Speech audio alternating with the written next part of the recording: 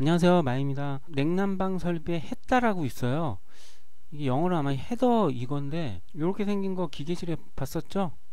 요거에 대해서 한번 생각해 보겠습니다. 요게 이제 자동 제어 냉온수기 운전 화면이에요. 왼쪽은 냉각수 쪽이고 냉각수 펌프, 오른쪽이 냉온수 쪽이죠. 그래서 요 냉온수기 요거를 딱 키면 보통 두 대가 있죠? 하나 망가질 걸 대비해서 그 냉온수기 하나 키면 냉각수 펌프가 돌면서 냉각탑 쪽으로 물을 계속 돌려줘요. 이렇게 1호기를 키면 요 샵 1이 켜지고 2호기를 키면 이게 샵 3이 켜져요. 샵 2는 이제 예비죠. 냉각탑 쪽은 이제 빼고 냉온수 쪽에 물이 이렇게 해서 각 팬코일이나 뭐 공조기 쪽으로 가야 되는데 그 전에 이런 햇달을 거쳐서 가요. 그래서 이렇게 해서 햇달을 거쳐서 이렇게 기계를 갔다가 다시 햇달로 들어와서 냉온수기로 이렇게 돌아요. 실제 사진은 이렇게 생겼죠. 그래서 배관 연결을 한번 보면 일단 한번 해볼까요? 냉온수기에서 나와서 이제 요 햇다로 들어가죠. 햇다로 들어가고 그 다음에 햇다에 나와서 펌프를 지나서 냉온수기로 들어가는 거죠. 그러면은 물 방향이 이쪽이 냉온수 펌프 쪽이 리턴이라 그랬죠. 그 다음에 이게 이쪽으로 이렇게 들어가고 이게 이쪽으로 이렇게 될 거예요. 그래서 요게 이제 서플라이 쪽인 거죠. 요게 리턴 쪽이고 여기서 이제 하나가 팬코일 서플라이 쪽 가고 그 다음에 지난 시간에 제가 이렇게 연결되어 있었는데 실제로는 연결 안 돼 있어요. 이렇게 해서 이렇게 요게 서플라이죠. 왼쪽이 서플라이에요. 그래서 이쪽으로 이렇게 가지간히 가고 이쪽으로 이렇게 해서 가지간히 가죠. 요 밑에 층도 마찬가지로 그 다음 햇다에서 팬코일 오른쪽 구역 요게 서플라이입니다. 그 다음에 리턴 이렇게 그리고 서플라이에서 이렇게 배관이 이 슬라브 밑으로 가요. 그 다음에 이쪽 리턴 쪽으로 밑에도 마찬가지로 이렇게 여기 좀 요거를 이렇게 올려볼까요? 이런 식으로. 그래서 여기 이제 이렇게 배관이 두 개가 연결되죠. 바뀌었네요. 서플라이가 밑으로 간다고 그랬죠. 그리고 리턴이 위로 뭐 이런 식으로 가요. 다른 것도 마찬가지예요.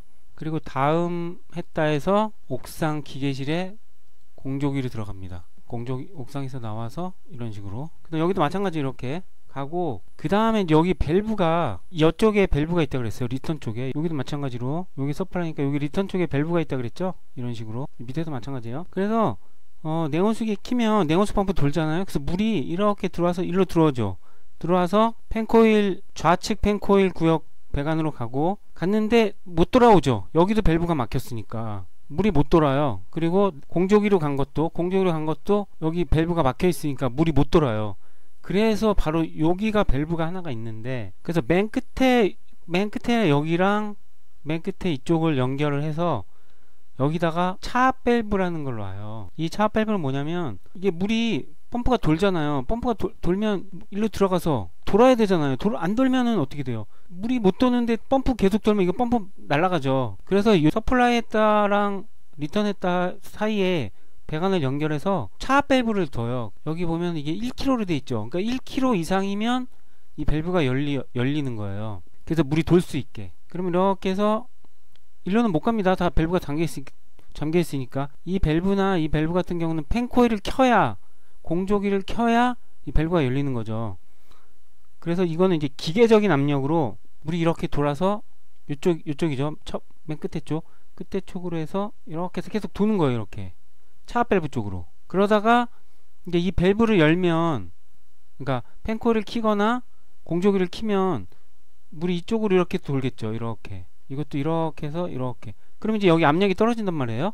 그러면 이제 닫히는 거죠. 그래서 여기에 이제 차압 밸브가 있고 그래서 이 햇다는 왜 있냐면 여기 만약에 이 햇다가 없으면 이 배관에서 T자를 써서 다 팬코일도 가고 뭐 공조기도 가고 이렇게 가야 되잖아요. T자를 써서 그 배관을 연결해야 되는데 그렇게 되면 이제 작업도 어렵고 나중에 유지보수가 어렵단 말이에요. 그래서 이런 분기관이죠. 분기관.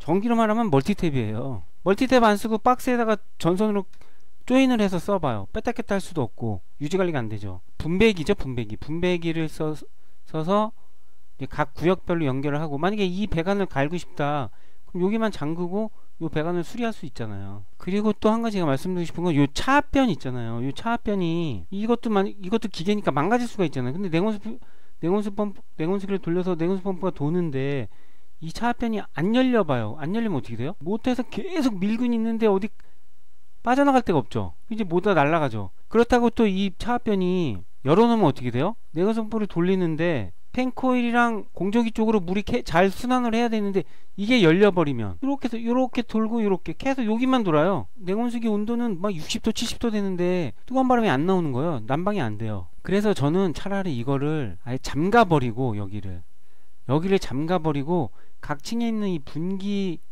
밸브를 아예 열어버리자 이거죠. 그러면은 냉온수 펌프가 돌면서 팬코일까지 계속 물이 돌아요.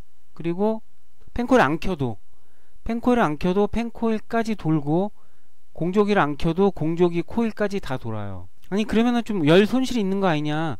근데 이 팬코일 자체 그 팬이 돌지 않으면 열은 그렇게 손실이 많지는 않다고 봐요. 물론 요 팬코일 안 켜고 요 위에다 손 얹어놓고 보면은 약간 뜨뜻한 거 감은 있어요.